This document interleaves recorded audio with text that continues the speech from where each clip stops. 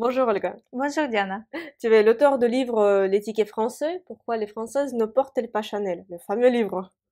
Oui, j'ai pensé à ça pendant un petit moment. Ça fait 15 ans que j'habite en France. J'ai beaucoup travaillé avec les Françaises et je me posais la question où est-ce qu'elles habitent, comment elles passent son temps libre, comment elles font la carrière. Et donc, au bout d'une dizaine d'années des recherches, je me suis décidée d'écrire ce livre sur les Françaises parce que quand on regarde les films sur la France, quand on regarde les magazines, on a une image d'une Française qui ne porte que du Chanel, qui passe son temps sur les terrasses des cafés, mais on connaît rien de la vie réelle des Françaises, de leur vie actuelle. Aujourd'hui, avec Olga, on va faire une vidéo où Olga va nous parler de la différence entre les Françaises et les Russes. Oui, parce que il est vrai que dans notre vie quotidienne, on s'habille pas pareil, on n'a pas la même attitude par rapport aux hommes, aux relations. On a une autre manière de choisir peut-être enfin, nos copains, nos maris, nos amis. Donc, je pense qu'on va parler de ça aussi. On pourrait peut-être organiser notre vidéo comme le sommaire de ton livre. Et la première chose dont tu parles dans ton livre, c'est la façon de s'habiller notamment. Oui, justement, parce que encore une fois, quand tu ouvres un magazine édité en Russie, même, on va dire les mêmes, comme en France, en Cosmopolitan, Marie-Claire, tu verras les femmes toujours avec les talons, avec une belle robe, maquillées, coiffées, assises sur une terrasse en train de boire un café ou un verre de vin. Et on a toujours l'impression que les Françaises ne font que ça, toujours bien habillées au talent. Sauf que dans la vie quotidienne, c'est assez compliqué. Donc, quand tu cours dans les rues de Paris ou peu importe, moi j'ai habité pendant 3 ans à Bordeaux, sur les rues piétonnes, tu peux pas vraiment porter les talons parce que déjà tu es toujours pressé entre le travail, les enfants, etc. Donc déjà, en France, on donne la préférence aux chaussures plates. Tandis que les femmes slaves, je pense, elles préfèrent de souffrir et même courir dans tous les sens avec les hauts talons. Mais moi, quand je rentre chez moi, je me pose la question, mais comment est-ce possible? Sur la neige, enfin, je sais pas, les pavés sous la neige, sous la glace, c'est voire dangereux. Mais nos femmes, elles portent toujours les talons, n'est-ce pas? Je suis presque tout à fait d'accord avec toi. À mon avis, c'est surtout le cas dans de petites villes. À Moscou, c'est moins en moins fréquent. Il y a de plus en plus de femmes qui choisissent de porter des chaussures confortables. Mais quand même, oui. Surtout dans de petites villes. Ça, c'est énorme parce que moi, je viens d'une petite ville et presque tout le monde porte des talons. Oui, je dirais que les dernières années, ça a un peu changé, mais il y a encore une quinzaine, vingtaine d'années, toutes les femmes, 99%, étaient avec les talons. Donc, heureusement, les tendances changent, mais on donne encore la préférence de porter, enfin, aux talons. Moi, je pense, euh, peut-être la meilleure solution, c'est de porter les chaussures plates dans les transports, dans la rue, mais tu peux bien les changer au travail ou quand tu arrives en soirée ou quelque part ailleurs. Enfin, tu peux bien mettre tes talons, mais faut pas souffrir toute la journée avec tes talons, je pense. Et à, Donc ça, c'est ce que je préfère chez les Françaises. Les Françaises préfèrent le confort euh, dans la vie quotidienne. et à ton avis, pourquoi est-ce que ça arrive aux femmes russes de porter plus souvent des talons? Pourquoi elles souffrent? Mais je pense que c'est envie de plaire aux hommes.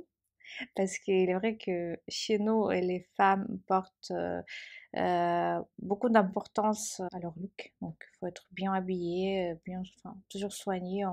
Je pense qu'on va sortir acheter du pain tout en étant maquillé, coiffé, etc. Bon, j'exagère un peu, mais c'était quand même les tendances des débuts des années 2000.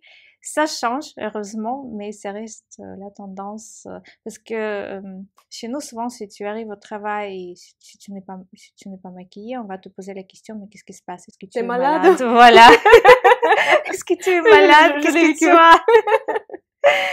Tandis qu'ici, je pense, encore une fois, on donne la préférence au confort de la vie quotidienne. On peut, on va dire, se faire belle avec peu de choses, un peu de mascara, un petit rouge à lèvres, mais on n'a pas besoin enfin, je sais pas, de passer une demi-heure tous les matins pour se maquiller avec le fond de teint, etc., etc. Ça dépend des occasions, mais je pense que on peut faire plus simple dans la vie quotidienne. Et je pense que c'est ça ce que j'apprécie beaucoup chez les Françaises. Encore une fois, c'est la préférence donnée au confort. Et dans ton livre, tu évoques notamment les sommes d'argent que les Françaises dépensent annuellement pour s'acheter des vêtements. À ton avis, si on compare ça aux chiffres russes, je dis franchement, j'ai pas regardé les chiffres russes. Je sais pas si tu as regardé, mais juste donner un avis. Je pense que par rapport au salaire moyen, Oui, au salaire moyen.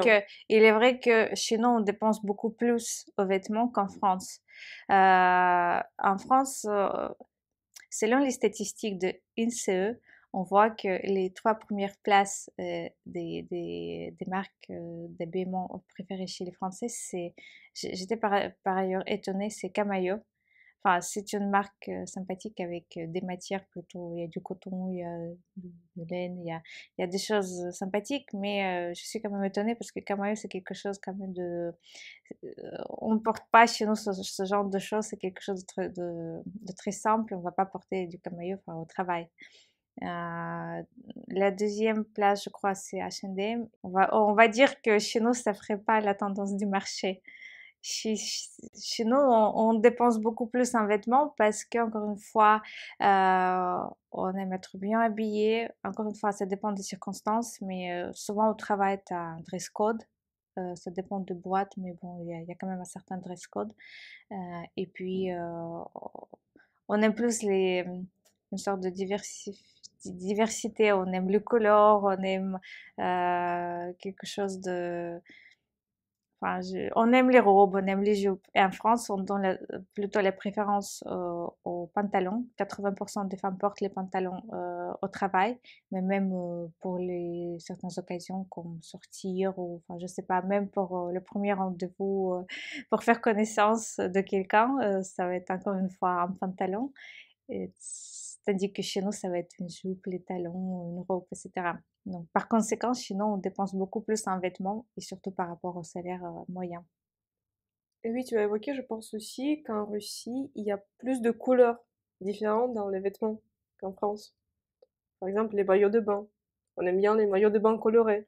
Oui, mais je pense peut-être c'est lié aussi au fait que souvent, enfin, je sais pas, soit chez nous en hiver il fait froid, on a envie de se réchauffer par rapport aux couleurs, ou sinon chez les Italiens c'est pareil, on voit plus de couleurs qu'en France.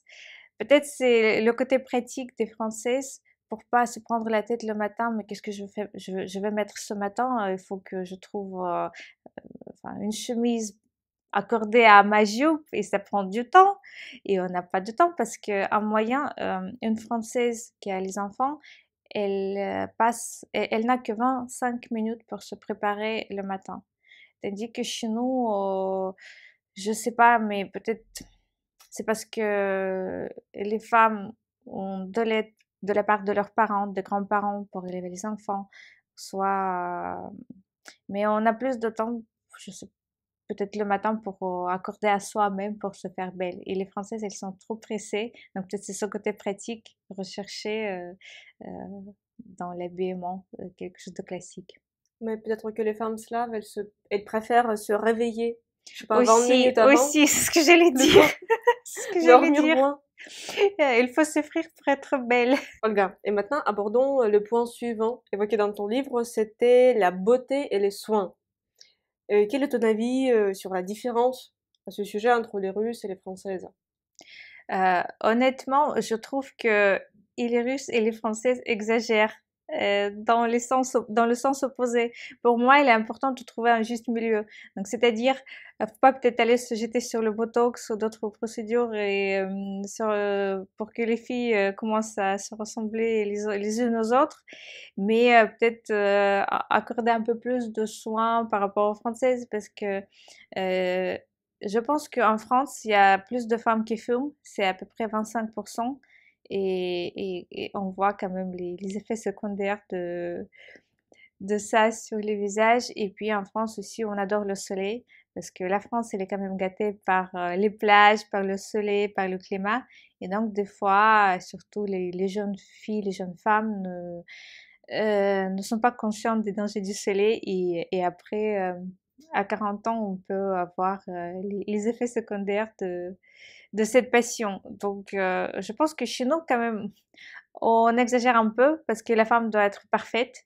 Donc, on va se prendre la tête pour une petite ride. Et donc, je pense que c'est passé à la vie. Et en France, des fois, on dit qu'on doit aimer l'intérieur, l'âme de la femme, enfin, euh, son monde intérieur. Et donc, et c'est-à-dire que certains exagèrent, ils disent voilà, je vais pas accorder le temps enfin, je sais pas, à mes soins ou je vais pas investir parce qu'il faut qu'on m'aime tel que je suis. Mais à mon avis, des fois, comme je disais, il faut trouver un juste milieu et de ne pas exagérer, mais d'apporter peut-être un peu plus de soin à sa peau, je sais pas, à son look, aux cheveux. Donc, trouver un juste milieu. Oui, en Russie, je pense que les femmes se font plus souvent des coiffures différentes, même avant d'aller au travail, aux études, pas uniquement en soirée. Oui, mais encore une fois, chez nous, on exagère des fois. Parce que je me souviens quand j'étais à Bordeaux à la fac, euh, enfin, j'étais rentrée de chez moi et j'avais juste une nouvelle coupe et enfin, j'avais une couleur et j'avais ma copine qui me disait, oh, mais pour moi, t'es trop coiffée. Sauf que, enfin, j'avais pas grand-chose. C'était juste, je suis allée chez un coiffeur sans rien de spécial. Et elle me dit, non, mais là, c'est trop. Ouais, en France, il faut faire attention. Parce que si on fait tout comme à la russe, ce sera trop. Oui, mais c'est vrai que chez nous, des fois, on exagère. Donc, comme je disais, on a peut-être avec toi la chance de voir les deux côtés pour pouvoir trouver un juste milieu. Donc, de ne pas aller dans l'exagération, mais de faire enfin, le nécessaire, en fait, de faire les choses telles qu'ils nous apportent du confort, de la facilité dans la vie, pour que ce soit enfin, rapide, facile et agréable, mais sans aller dans l'extrême. Et par exemple, si on parlait des ongles. Moi, j'ai pas d'ongles, mais toi, tu en as. Qu'est-ce que tu en penses? Parce que ça, c'est très intéressant. La Russie et la France. Encore une fois, chez nous, enfin, surtout c'était à la mode au début des années 2000, avec des faux ongles, avec des dessins, Même de tout ça. 2010. Euh, mais ça c'est trop, hein, trop c'est trop. Donc je pense qu'un truc simple, ça dépend si on n'aime pas, enfin, je sais pas, les couleurs, donc on peut faire un French manicure, quelque chose de classique, mais je pense que les mains soignées, c'est quand même joli parce que quand on n'accorde aucune importance à l'apparence des mains, c'est pas non plus. Enfin, je me souviens quand j'ai commencé à travailler au sein de la BNP Paribas, j'avais mes collègues femmes et Française. françaises. J'hésitais. Les tendances ont changé depuis une dizaine d'années. Mais à l'époque, je mettais pas du vernis rouge parce que c'était vulgaire. Donc, je me permettais pas parce que c'était mal vu de la part de mes collègues. Donc, j'avais les couleurs plutôt, enfin, basiques, classiques. Mais en même temps, j'ai remarqué que mes collègues ont commencé à se faire les ongles, donc faire un peu plus attention à elles. Donc, mais aujourd'hui, on peut mettre, enfin, avoir des ongles verts, enfin, pas dans le travail peut-être, mais en été, on peut se permettre plus de choses. Mais ça a beaucoup changé. Mais c'est vrai qu'en France, le manicure, je le vois pas souvent chez les femmes. Il y en a certains, en fait, mes amis me disaient que leurs collègues leur disaient que c'est trop cher. On va pas dépenser 30 voire 50 euros pour un manicure. Mais moi, je pense que c'est pas nécessaire d'aller dans un salon de se faire les ongles, on peut le faire soi-même facilement.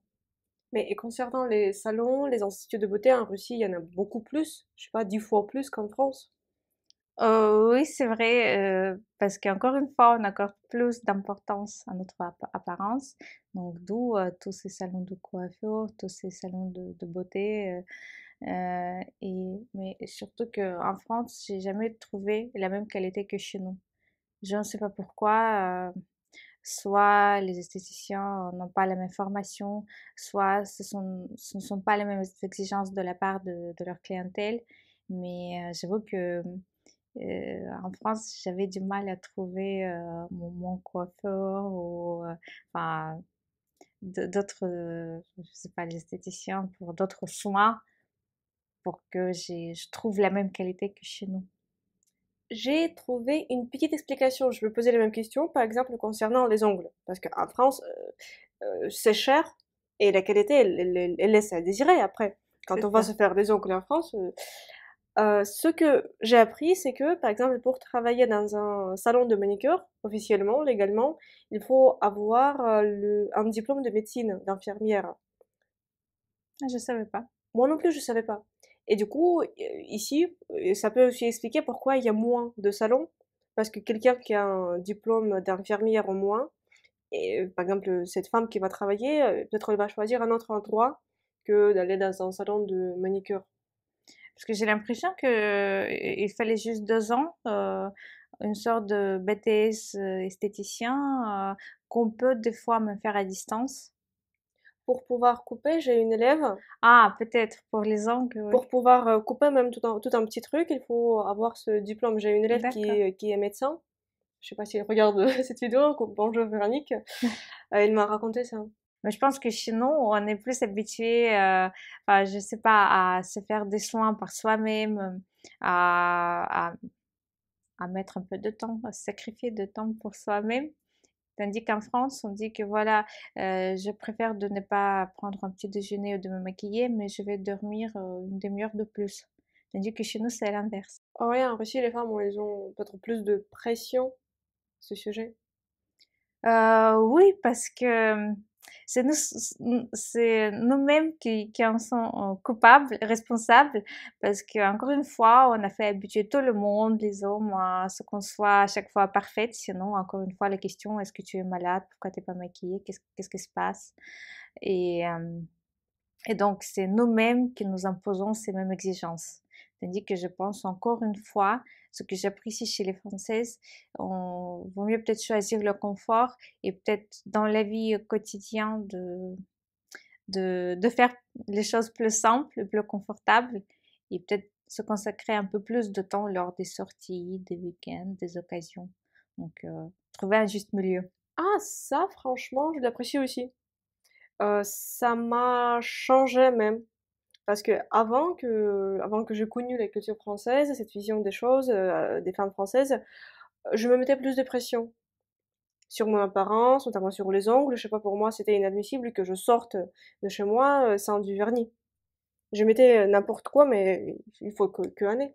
Et maintenant, plus simple, je me sens mieux.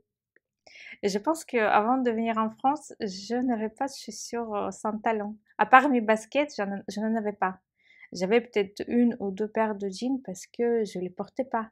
Tandis qu'ici, là, surtout quand tu habites à Paris, enfin, là, j'ai plein de chaussures, enfin, j'ai plein de baskets, j'ai plein de ballerines parce que je cours dans tous les sens. Et avec le pavé C'est aussi. ça, tous les jours, je fais une dizaine de kilomètres. Donc, si enfin, je peux pas, je peux plus imaginer de porter les talons tous les jours. Mais ça me fait plaisir de porter les talons pour sortir ou même au travail. Je peux garder une paire de chaussures et de les changer quand j'arrive au travail. Donc, ça fait quand même plaisir d'avoir une belle jambe avec les talons. Oui, je suis d'accord. Alors, le point suivant, c'était l'âge. Mais justement, et ça, c'est cette question, enfin, surtout ce point que j'adore en France et chez les Françaises. Je trouve que pour les Françaises, les Françaises ne réfléchissent pas par rapport à l'âge et donc elles peuvent se permettre de faire des choses, tout ce qu'elles veulent, à n'importe quel âge. C'est-à-dire si une Française veut commencer à danser du tango à partir à 50 ans, 60 ans, 70 ans, elle veut le faire, elle va le faire. Tandis que chez nous, on pense toujours à ce que les autres vont dire de toi, mais à 50 ans, apprendre à danser le tango, mais non, il faut que tu gardes tes petits-enfants. Enfin, c'est trop tard. Tu vas pas devenir une danseuse professionnelle, c'est juste la perte de temps, etc. Donc, chez nous, les femmes sont un peu cloisonnées par rapport à l'âge. Donc, euh, ça change aussi, mais sinon, si t'es pas marié à 30 ans, si t'as pas d'enfant, à 30 ans, c'est plutôt 25 ans. Ça Oui, dépend des 25. villes. Dans des petites villes, ça va faire, enfin, 20, 25. Et après, dans les grandes villes, dans les capitales, on s'approche plus de la trentaine. Enfin, Moscou, Saint-Pétersbourg. Et donc, chez nous, on est un peu cloisonné par rapport à l'âge. Donc, faut avoir un mari, les enfants, faire ta carrière, après les petits-enfants. Donc, si tu veux faire, si tu veux changer de ton parcours professionnel, genre à 50 ans, c'est trop tard. Donc, déjà, il faut que tu penses à la retraite. Donc, c'est mal vu. Faut que tu aies ta maison secondaire, faut que tu t'occupes de tes petits-enfants, faut que tu fasses ta cuisine, ou tu regardes tes séries chez toi et c'est ça. Tandis qu'ici, on peut bien changer de parcours professionnel. Enfin, t'as des banquiers, enfin, je sais pas, des ingénieurs femmes qui, à 50 ans, ouvrent les boulangeries ou devient les coachs personnels ou commencent à faire du yoga. Enfin, il n'y a pas de différence par rapport à ton âge. Tandis que chez nous, euh, il y a, enfin, la femme, elle a toujours une vie, mène une vie active indépendamment de son âge, pourvu que la santé le permette. Mais à 80 ans, on peut bien, je sais pas, se remarier si on veut. Et par exemple, je parle souvent à mes copines russes des femmes françaises. Par exemple, j'ai des copines qui ont 30 ans, un peu plus, et disent: «Ah, je suis pas mariée, j'ai pas d'enfant, ma vie...» Je dis: «Mais qu'est-ce que tu racontes? En France, c'est tout à fait normal, tu vis pour toi et t'es pas obligée.» Mais justement, j'ai ma sœur qui a 30 ans et elle habite à Kiev. Euh, Elle travaille pour une start-up très connue. Elle a bien réussi dans sa vie de manière professionnelle, personnelle. Elle voyage énormément, elle fait plein de choses. Mais elle a 30 ans, elle n'est pas mariée et elle n'a pas d'enfant. Et elle est un peu stigmatisée enfin, par ses amis parce que la plupart de ses amis ont déjà les enfants, etc. Donc, si t'as pas d'enfant, c'est un peu comme, enfin, je sais pas, c'est trop tard. Euh, Tu vas plus jamais te marier, tu n'auras pas d'enfant. Et j'ai dit à 30 ans, tu as encore toute la vie devant toi. Enfin, faut en profiter, il faut faire des choses. Enfin, elle fait, elle voyage, mais encore une fois, on a encore ce regard de la société qui dit voilà. Enfin, il y a une pression sociale qui dit voilà, à 30 ans, faut avoir une famille, un mari, les enfants.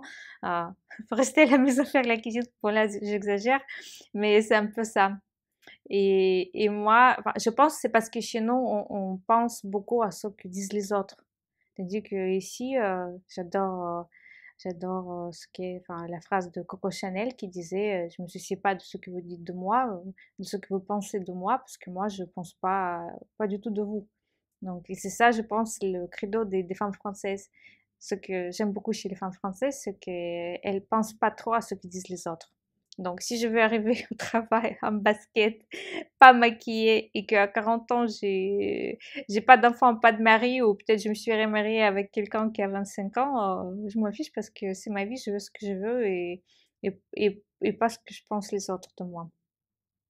Et en Russie, c'est triste un peu la question de l'âge.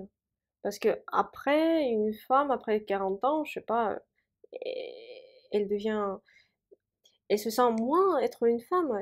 Elle sent qu'elle se fait des soucis, elle se préoccupe, elle devient triste à cause de ça. Oui, c'est vrai, c'est pourquoi on exagère sur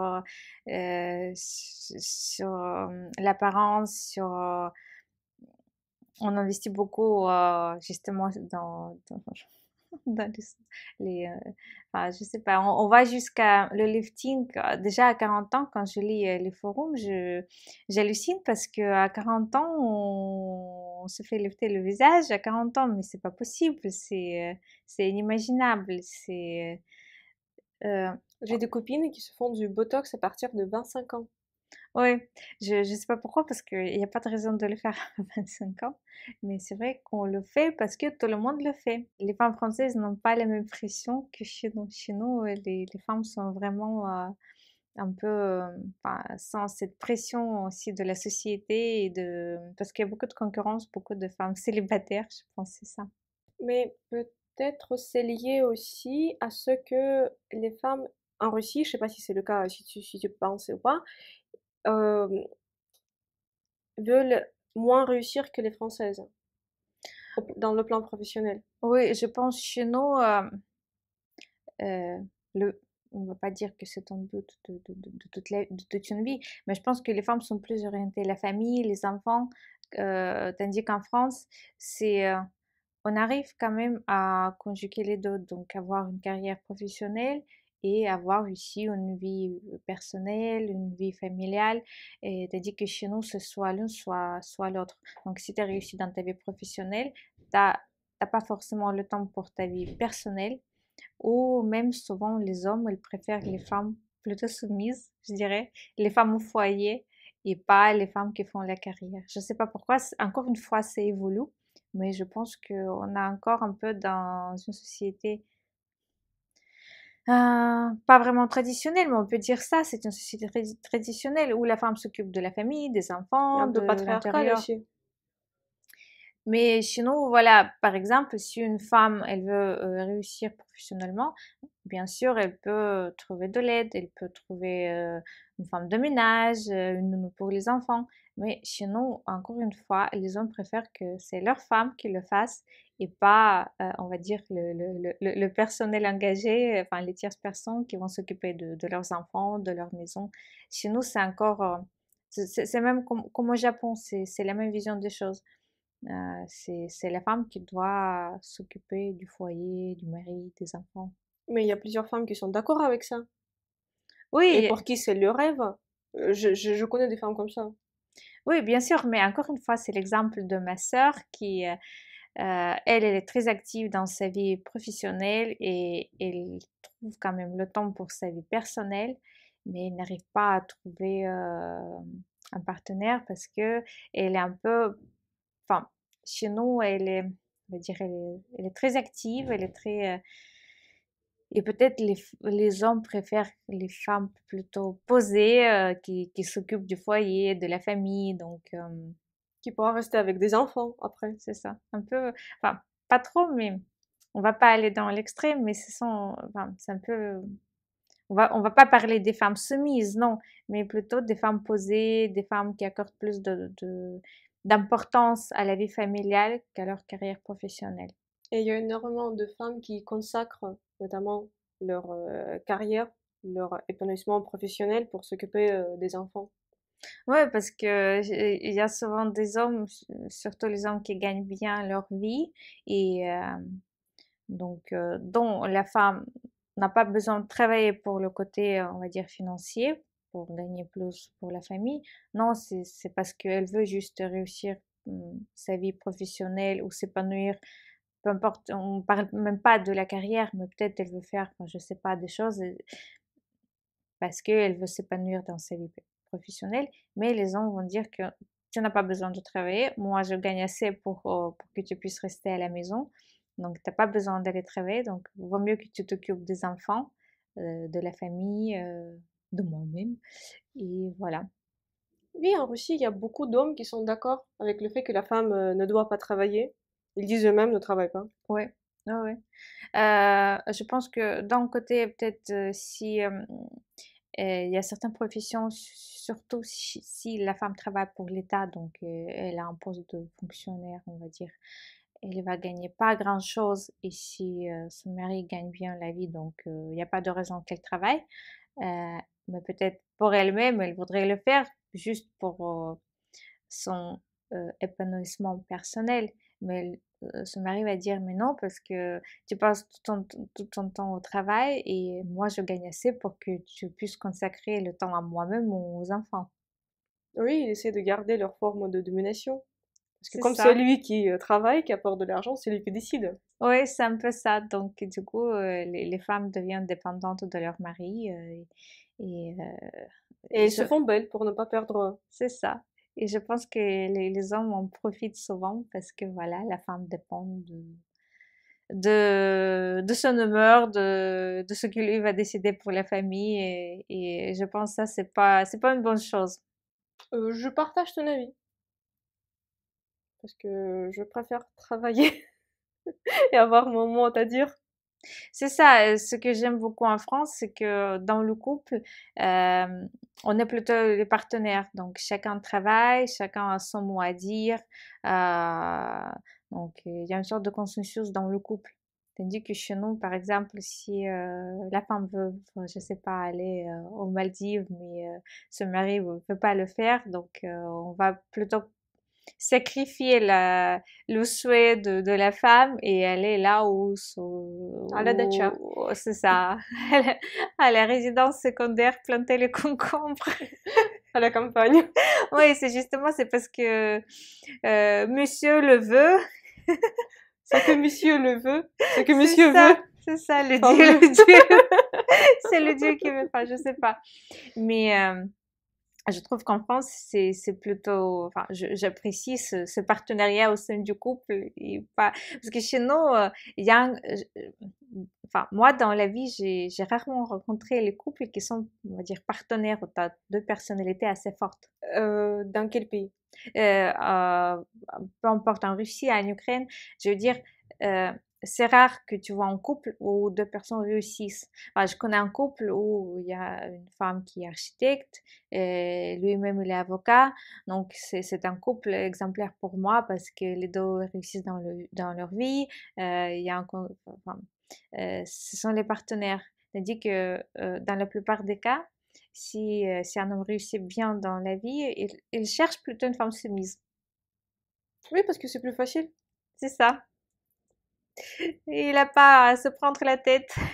Oui, je m'imagine déjà, il y a des gens qui commencent à écrire des commentaires, ah, les féministes, les sales féministes, les slaves deviennent féministes, c'est quoi ça? Mais justement, en parlant du féminisme, c'est là où je ne suis pas d'accord avec les Françaises. Parce qu'elles ont bien gagné le droit de travailler, d'imposer leur choix, d'avoir cette place dans la famille et donc des relations partenaires plutôt. Mais encore, je crois, c'est 77, il y a eu un projet de loi au sujet de l'égalité des salaires entre les hommes et les femmes en responsabilité ou équivalent. Mais même aujourd'hui, il y a quand même une différence au niveau des salaires entre 17 et 25%. Plus on monte dans les hiérarchies et les responsabilités, euh, plus on a cet écart. Donc, je pense que les femmes françaises se sont bien battues pour avoir leur place dans le monde du travail, mais elles se sont arrêtées là et ne sont pas allées plus loin pour justement exiger cette égalité des salaires. Et moi, je l'ai vu dans le monde du travail et je trouve c'est injuste parce que les femmes, elles travaillent beaucoup, énormément. Il n'y a que 4 mois du congé enfin, maternité. Et par contre, au niveau des salaires, il y a quand même cet écart, ce que je trouve injuste. Et là, il faut que les femmes françaises continuent à se battre. Oui, on va aller à une prochaine manif pour les droits des femmes. C'est ça. Moi, à chaque fois, je me suis battue parce que on a les mêmes responsabilités, on a fait les mêmes études. Donc, on va pas dire qu'une femme doit gagner moins parce que c'est une femme. Oui, elle est pas moins compétente. C'est ça. Et encore une fois, peut-être je vais revenir vers l'habillement, les soins, etc. J'ai remarqué qu'en France, si tu es bien habillée au travail, si tu es maquillée, il faut que tu fasses encore plus de preuves au travail parce que les gens vont te considérer en tant que non compétente. Enfin, si tu es belle, ou je sais pas, tu passes peut-être trop de temps devant ton miroir, ou je sais pas, mais on va te considérer en tant qu'incompétente. Moi, je travaille dans le milieu plutôt masculin. On a à peu près 10% de femmes dans les systèmes d'information, dans la gestion de projet. Et à chaque fois, faut faire attention parce que si tu es soignée, bien habillée et tu portes les talons, les gens vont dire que tu es incompétente. Ils vont faire encore plus de preuves. Des hommes français. Oui, oui, les hommes français. Tout en gagnant moins que les hommes. Et ça, c'est injuste. Alors, le point suivant, c'était la nourriture. La nourriture, c'est vrai qu'en France, je pense on a plus de choix parce que il y a, on va dire, il y a les cuisines internationales. Même à midi, on peut trouver un fast-food avec des choses plutôt saines. Donc, en France, je pense qu'on accorde, peut-être on cuisine beaucoup moins à la maison. Donc, le matin, on peut zapper un petit déjeuner. À midi, on va manger à la cantine, on va sortir dans une brasserie, peu importe, trouver un sandwich. Et le soir, en tout cas, parmi mes collègues, c'était plutôt pâtes, sushi à emporter, un quiche. Ah oui, c'est beaucoup plus facile la cuisine à la maison. Je suis d'accord. Parce que sinon, on va se prendre pour les choses, on va se prendre la tête pour les choses plutôt compliquées. Parce que je pense que notre cuisine aussi, pour cuisiner un plat, faudra mettre beaucoup plus de temps et on va faire des choses plus élaborées, mais peut-être cuisiner pour plusieurs jours pour pas préparer un dîner chaque soir. Mais c'est aussi, tu vois, parce que les femmes, souvent, elles ont moins de loisirs, elles ont moins de hobbies, Oui, c'est vrai. et elles consacrent sa vie pour s'occuper davantage de la maison, notamment de la cuisine. Oui, je pense que c'est vrai parce que ici, une femme, elle peut aller au sport, elle va sortir avec des copines, boire un verre, faire une expo, mais sinon, non, on va rentrer plutôt à la maison et s'occuper de la famille. Oui, pour faire le ménage, préparer à manger. Ça, c'est plutôt triste. Oui, je pense oui, parce qu'aujourd'hui, on a d'autres moyens à organiser sa vie quotidienne avec l'aide d'autres personnes. On peut engager une femme de ménage. Il y a autre chose, donc on peut commander à manger, on peut faire un truc rapide. Et manger plus simple. Oui, une salade, enfin, je sais pas, une salade César le soir, c'est plutôt pas mal, c'est léger, c'est plutôt équilibré. Mais sinon, non, je pense que si on va préparer une salade le soir à un homme russe, il va pas être content. Déjà, je pense les légumes, les salades chez nous, ça passe pas trop. On aime quelque chose de plus consistant. Oui, on mange moins de salade en Russie. Ouais. Et par exemple, la laitue. Quand j'étais venue en Russie il y a un mois, j'avais du mal à trouver dans des supermarchés différentes feuilles de salade pour faire des salades. Il y en avait, mais le choix était beaucoup plus petit qu'en France. Oui, non, mais c'est vrai, c'est vrai. Et peut-être c'est pourquoi la plupart des Françaises gardent leur ligne quand même parce qu'on mange plus équilibré. Tandis que chez nous, et peut-être chez nous, il y a aussi, des fois, on n'a pas le temps, on n'a pas cette tradition comme en France d'avoir un vrai déjeuner. Chez nous, des fois, on peut zapper un déjeuner et donc du coup, on mange plus le soir et surtout pour les hommes, ce sont des plats assez consistants. Donc tu vas pas proposer à ton chéri une petite salade le soir parce que tu as bien mangé à la cantine à midi.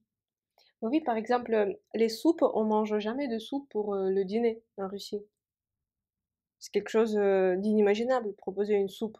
C'est plutôt au déjeuner, une soupe, mais avec un plat principal aussi. Oui, c'est toujours un entrée, donc tu vas pas te le mettre par une soupe. Sinon, c'est le divorce. Et le point suivant, après la nourriture, c'était le travail. Carrière. Oui, on en a déjà pas mal parlé de la carrière. Donc, je pense que en France, les femmes ont les mêmes possibilités que les hommes, donc on peut faire ce qu'on veut. Mais j'ai ce petit reproche que enfin, je pense que les femmes françaises devraient faire un petit effort sur leurs exigences au niveau du salaire. Donc, que ce soit égal avec le salaire des hommes, c'est juste ça. Après, euh, mais je dirais aussi que dans le monde du travail, souvent les femmes vraiment ne sont pas très exigeants par rapport aux responsabilités. Donc, tout ce qui est, hum, on va dire, tout ce qui est le plus intéressant dans le travail, ça peut être pris par les hommes et les femmes vont faire autre chose, enfin, ce que les hommes ne veulent pas faire. Donc, des fois, les femmes récupèrent les parties du travail que veulent pas faire les hommes. Surtout dans la gestion de projets, j'ai vu ça. Et donc, il faut que les femmes n'hésitent pas à dire leurs mots sur ça. Donc, déjà, il faut bien insister sur le salaire, que ça soit égal avec le salaire des hommes, mais aussi sur le travail en soi-même, sur les tâches quotidiennes, peu importe. Ça dépend de ce que vous faites. Parce que, enfin, pour moi, dans la gestion des projets, à chaque fois, il faut savoir dire non et savoir exiger les choses qu'on veut faire, qu'on veut pas faire, pour pas que les hommes aient le dernier mot. Euh, je veux pas dire que les hommes sont méchants au travail. Non, non, non. C'est juste, c'est une habitude. C'est le genre de choses, on a l'habitude de gérer comme ça, parce qu'une femme peut partir en congé maternité, parce que peut-être elle a besoin de récupérer les enfants après l'école, ou si les enfants sont malades, elle va rester avec les enfants à la maison. Je pense que dans la vie quotidienne, c'est plus le cas, parce que souvent même les hommes restent avec les enfants. Donc, je veux dire par ça que les femmes font la même chose que les hommes. Donc, faut qu'on ait les mêmes possibilités de choix au travail. Et comme tu l'as dit plus tôt, tu trouves que les femmes françaises travaillent davantage que les femmes russes. Je pense oui parce que, en fait, j'ai pas regardé les statistiques, mais selon enfin, l'INSEE, Selon ton vécu. ouais. Non, mais en France, t'as quand même la majorité des femmes qui travaillent. Donc, il y a très peu de femmes qui restent au foyer, qui travaillent pas, qui s'occupent des enfants. Et déjà, il faut que ce soit une femme qui, je sais pas, qui a 5 enfants. Et encore, c'est rare, elle va plutôt aller travailler. Mais chez nous, il y a beaucoup de femmes qui ne travaillent pas. Déjà, je pense pas raison financière, parce que soit son mari gagne beaucoup plus et elle n'a pas besoin de travailler, donc c'est lui qui gagne la vie de la famille. Donc, elle reste à la maison s'occuper de sa famille. Mais je pense que c'est la principale raison, en fait. Donc, c'est pourquoi il y a beaucoup de femmes qui ne travaillent pas chez nous. Ensuite, c'était le mariage. Je pense que pour une femme slave, le mariage et le fait de porter une robe blanche, c'est un rêve de toute une vie. Donc, il faut passer par cette case-là. En France, je pense que les femmes ne donnent pas beaucoup d'importance à ce sujet. Donc, chez nous, les mariages, mais même chez nous, ça coûte cher, ça se prépare pendant un certain temps, mais chez nous, c'est très important. On va inviter toute la famille, enfin, je sais pas, inviter beaucoup de monde, se faire toute une histoire pour ce mariage, mais il faut qu'on se marie, il faut qu'une femme porte sa robe blanche. Et je pense, dès le plus jeune âge, les filles commencent à rêver de leur robe, imaginer, etc. Tandis qu'en France, il y a beaucoup de couples qui sont pas mariés, il y a le Il y a plus de Pax, couples qui sont pas mariés. voilà. Et donc je pense que pour une femme française, c'est beaucoup moins important que pour une femme slave. Parce que chez nous, c'est un peu l'institut du mariage, il faut être marié. Encore une fois, la pression sociale. Ici, si t'es pas marié, enfin, personne ne va te montrer du doigt. Si tu fais, parce que chez nous, en plus, si tu fais les enfants en dehors du mariage, ah, mais c'est une catastrophe. C'est une prostituée. C'est ça. La honte pour Si toute la la famille. petite mamie voisine sait que tu t'es pas mariée et que tu as fait les enfants, même si tu vis avec un homme pendant 10 ans, elle va te montrer du doigt en disant, mais justement, c'est une femme qui a une vie légère. Peut-être parce qu'on a une vie plus remplie. On a le travail, on a la famille, on a beaucoup On de... sait qui? Française ou russe? Ah, pardon. Et les Françaises. Les françaises, Les d'accord. Françaises. Et elles ont beaucoup de choses à faire entre le travail, entre la famille, les hobbies, enfin, je sais pas, les amis. Tandis que chez nous, encore une fois, une femme, elle va se consacrer à sa famille. Elle va être un peu cloisonnée dans son monde. Et donc, elle pourra pas vivre ses passions à elle. Et donc, du coup, elle va peut-être trop de temps pour réfléchir à ce que disent les autres. Je suis d'accord, et aussi les femmes font plus de sacrifices. Elles se sacrifient Oui, parfois. Oui, c'est vrai. pour les enfants, la famille, le Les mari. hommes, les maris, et voilà. Sauf que après, peut-être c'est pas la meilleure solution au bout de compte. Ou par exemple, en parlant de sacrifice, on peut parler du phénomène des babouchkas, des grands-mères russes. Oui, mais justement, chez nous, encore une fois, parce qu'on se marie assez tôt, on fait les enfants assez tôt, donc on peut devenir bien une babouchka, une mamie à 50 ans, voire 45 ans. Oui. En France, on peut commencer à faire les enfants à 40 ans, mais chez nous, on peut bien devenir une babouchka à 40 ans. Et ça veut dire que t'as plus le droit à avoir ta vie perso, donc tu sors plus, enfin, je sais pas, tu vis plus tes hobbies, tes passions, tu fais pas autre chose que garder tes petits-enfants. Oui, parce que souvent, les mamies, elles arrivent vivre avec ces enfants qui viennent d'avoir un enfant.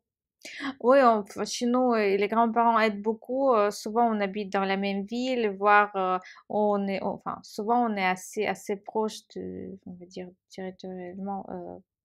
Les enfants ne vivent pas loin des grands-parents. Soit les grands-parents peuvent déménager chez les enfants rien que pour garder les petits-enfants. Donc, on se débrouille à chaque fois de sorte que les grands-parents aident beaucoup dans la vie quotidienne d'une jeune famille. Donc, pour garder les enfants, les bébés, s'occuper d'eux. Donc, chez nous, peut-être c'est une chance qu'on peut compter sur nos parents qui vont garder les enfants. Mais de l'autre côté, ça veut dire que les grands-parents n'auront plus leur vie perso. Oui, c'est un peu une obligation pour les grands-parents de garder les enfants, leurs petits-enfants. Ouais, parce que chez nous, voilà, la question se pose pas. Donc, s'il faut garder les petits-enfants, on va le faire. On va pas se poser la question, Oui, je personne veux ne le va faire ou demander pas. C'est l'avis ça. de la grand-mère. Ouais, maman, est-ce que tu peux garder mes enfants ce week-end? Enfin, on va même pas poser la question, on va les amener, c'est tout. Oui, on va dire maman, hein, il y a les enfants qui arrivent pour 2 semaines, Oui, prépare-toi. et souvent, justement, les grands-parents déménagent pour être près de leurs enfants, pour donner un coup de main, voire, donc, on fait de sorte que les grands-parents soient à côté et s'occupent des petits-enfants. Encore une fois, il faut trouver un juste milieu. C'est bien d'avoir cette aide de la part des grands-parents, mais faut aussi savoir qu'ils ont leur vie personnelle et ils n'ont pas tout leur temps à consacrer aux petits-enfants. Voilà. Et en France, c'est vrai que les grands-parents ne s'occupent pas trop des petits-enfants. Ou quand ils le veulent. Quand ils ont le C'est temps, ça, quand ils ont l'envie. envie, parce que ils ont leur vie personnelle, parce qu'ils se sont sacrifiés pour les enfants, donc ils considèrent ce qui est normal, qu'ils ont leur vie personnelle. Ça me plaît beaucoup que des personnes, disons, qui ont l'âge d'être à la retraite, ils mènent une vie active. Oui, non, mais c'est plutôt positif parce que pourvu que enfin, la santé le permet, mais on voyage beaucoup, on voit des amis, on sort au resto, on peut faire des activités dont on a envie. Enfin, je sais pas, apprendre à dessiner, aller faire un cours de yoga. Donc, c'est positif, ça allonge la vie et enfin, j'aime beaucoup parce qu'encore une femme ne va pas se dire, voilà, j'ai 70 ans, j'ai envie d'apprendre à danser, mais je ne vais pas le faire parce que je suis trop vieille pour ça. Oui, tout le monde va se moquer de moi. C'est ça ce que enfin, chez nous, une femme, justement, elle va dire exactement cette chose-là. Voilà, je suis trop vieille, on va se moquer de moi et qu'est-ce qu'ils vont penser de moi, que je suis folle. Pour la maternité, il y a aussi, ça se vit très différemment ici et chez nous. Parce que chez nous, c'est un événement. Donc, toute la famille va prendre le soin de toi. Enfin, je sais pas, c'est vraiment un événement. On attend cette naissance et donc pendant 9 mois, tout le monde court autour de toi. Est-ce que tu as envie de fraises? Est-ce que, enfin, je sais pas. Le mari peut aller chercher la nuit ce que femme veut vraiment manger. C'est ça. Donc c'est un état et donc faut le vivre différemment Céder toujours la place, femme voilà, que enceinte. la vie quotidienne. Donc on fait très attention à une femme enceinte chez nous. Tandis qu'en France, j'ai eu ma collègue qui disait, je suis je suis pas malade, je suis enceinte.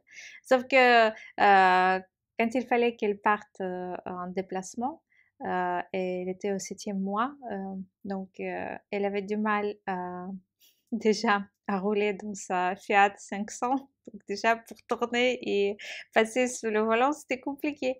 Et elle devait partir au Milan.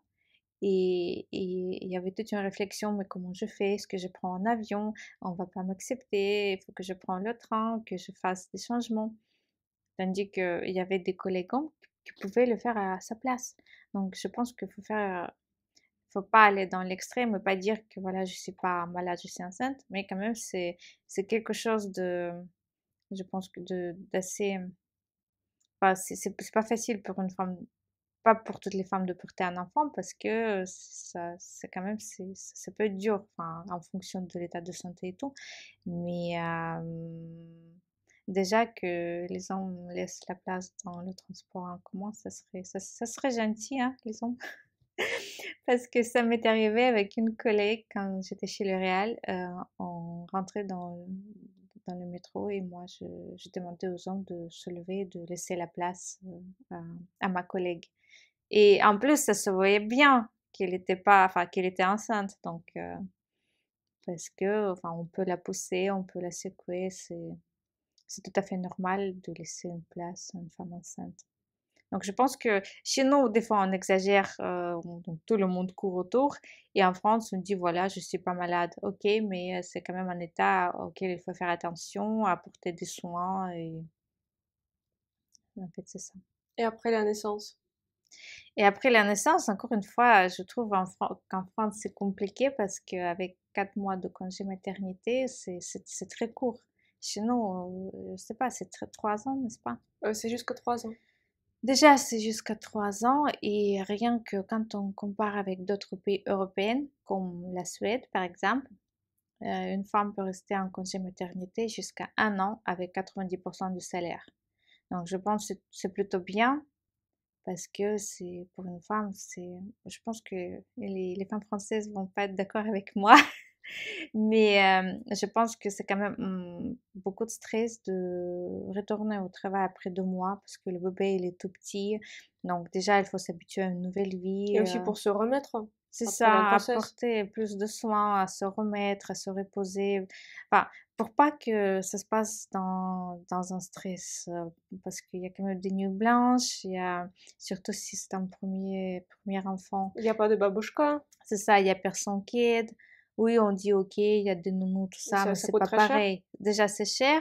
Et après, la nounou, elle part à 6 heures, enfin, je sais pas, à 18 h, 19 h. Et la nuit peut être bien, bien blanche.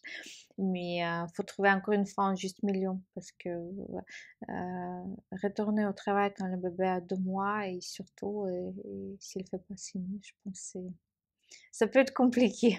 Mais c'était la même chose en Union soviétique, parce qu'en Union soviétique, notamment, les femmes repartaient au travail très très tôt après avoir accouché. C'était aussi un équivalent de moins 5 mois après la naissance. Manière, il y avait des babouchkas parce que Oui, à l'époque, les femmes partaient assez tôt à la retraite, genre à 50 ans, 50, 55 ans. Donc, elles partaient à la retraite. Ou même, comme moi-même, j'avais mon arrière-grand-mère qui s'occupait de moi. oui, moi aussi, j'en avais. Donc, parce que, encore une fois, elle était jeune, elle avait, Et tout le monde accouche tôt. c'est ça. Donc la quatrième génération, elle peut encore s'occuper des arrière-petits-enfants. Et donc, moi, c'est mon arrière-grand-mère qui s'occupait de moi. Donc, on trouvait des solutions. Mais en France, il n'y a pas des mamies, des arrières. Donc, c'est assez compliqué, je pense. Oui, c'est beaucoup plus compliqué. Mais la chose positive, c'est que les hommes participent beaucoup dans l'éducation des enfants. Ils En s'occupent des France. enfants, oui, des bébés. Encore une fois, j'avais une collègue de travail en France qui, euh, qui avait un bébé de 6 mois. Et donc, elle partait pour les déplacements pendant une semaine. Et en fait, moi, j'étais un peu étonnée. J'ai posé la question, mais comment tu fais? Ton bébé, il n'a que 6 mois. Comment tu t'organises? Ben, déjà, chez nous, c'est inimaginable. Mais même si une femme a fait une belle carrière, elle peut être n'importe qui. Enfin, je sais pas, mais jamais elle ne partira en déplacement pendant une semaine, même si elle a une très bonne nounou ou peu importe. elle va faire des crises de nerfs, elle va appeler toutes les 10 minutes. Mais ma collègue m'a répondu, mais il faut que mon mari sache faire exactement la même chose que moi je sais faire avec mon bébé. Donc ça, c'est plutôt positif. Donc sinon, je pense pas que un, un homme slave pourra s'occuper de la même manière d'un bébé qu'une femme. Donc il saura pas le faire. Parce que chez nous, c'est pas dans les, on va dire, dans les traditions. Surtout un homme qui dit à sa femme de ne pas travailler, qui dit c'est moi qui travaille, et du coup, toi, débrouille-toi pour faire tout le reste. Mais j'ai vu un bon exemple quand j'étais à Saint-Pétersbourg. C'était au consulat français. Et en fait, il y avait un Français qui s'est marié avec une femme russe et ils ont eu un bébé. Et donc, ils faisaient les gardes de nuit. Donc, de nuit, c'est la femme qui dormait, les deux autres, c'est le mari. En fait, et s'échangeaient pour justement prendre le soin du bébé. Mais c'était à tour de rôle. Tandis que chez nous, mais non, un homme, il va pas se lever pour donner un biberon ou s'occuper d'un bébé. Oui, il y a des hommes qui le font, mais quand même, ça reste plus C'est rare. rare, ouais, c'est plutôt une exception.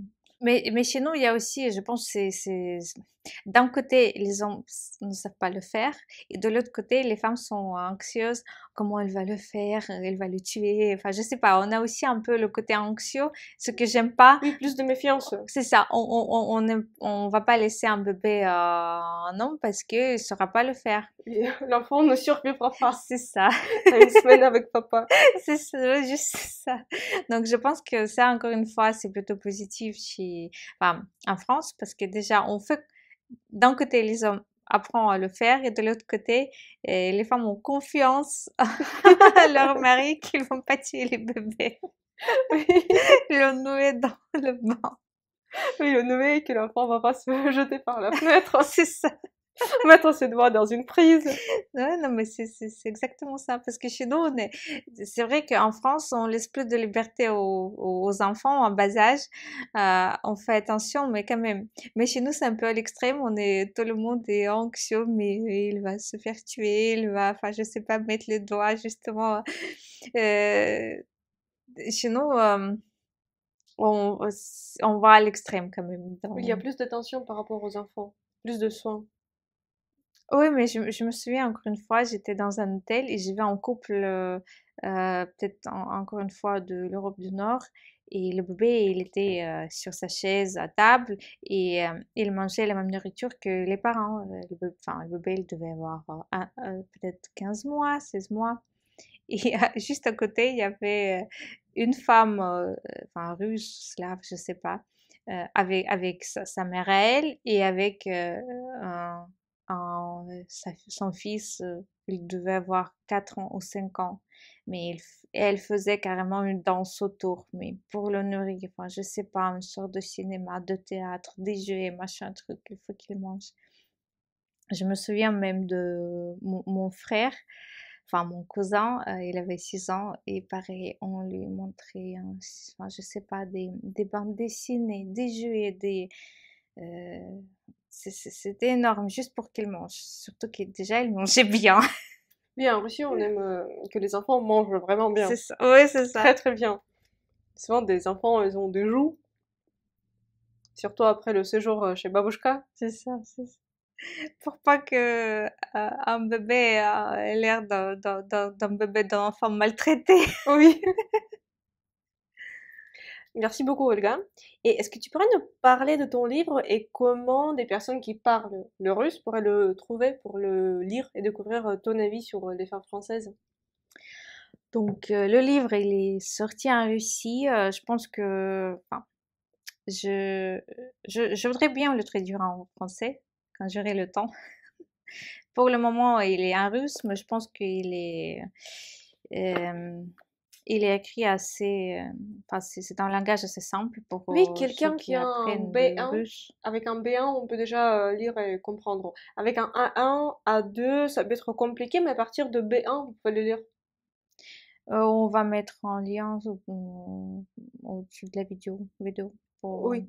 Vers la version numérique ou... bah, les deux, les deux. Parce qu'on peut aussi acheter les versions numériques pour le lire. Oui, Oui, du coup, si vous voulez découvrir le livre et améliorer votre russe, si vous apprenez le russe, je vous conseille vraiment parce que le livre il est bien écrit, je l'ai lu et je vous le recommande. Ben, je pense un jour peut-être il faudra justement écrire un livre sur les différences entre les mentalités slaves et françaises. Parce qu'il y a pas, on a pas mal de points en commun, mais on a aussi beaucoup de différences. Donc je pense que si vous avez des questions ou des souhaits ou enfin il y a des questions particulières qui vous intéressent, ça serait intéressant de les voir en réponse, enfin en commentaire de ce vidéo.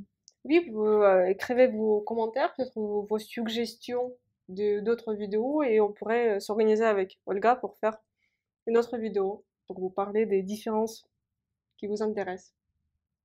Спасибо большое. Merci à toi, Diana, et merci à vous. J'espère que vous avez trouvé des réponses à certaines questions, mais si vous en avez d'autres, écrivez-les.